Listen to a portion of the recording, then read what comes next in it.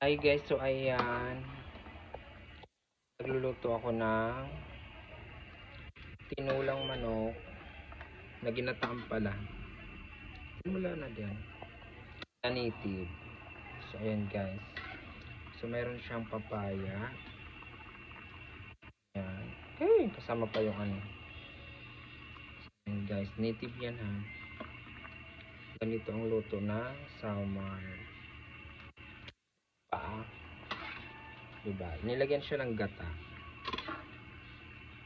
Papaya. Tanlad. Siyempre, para mawala yung lansa niya. Ang palasa yan guys. Masarap yan guys. Ayan guys. Comment ko na kaon kami. Sa summer late nakaka-relate mga probinsya.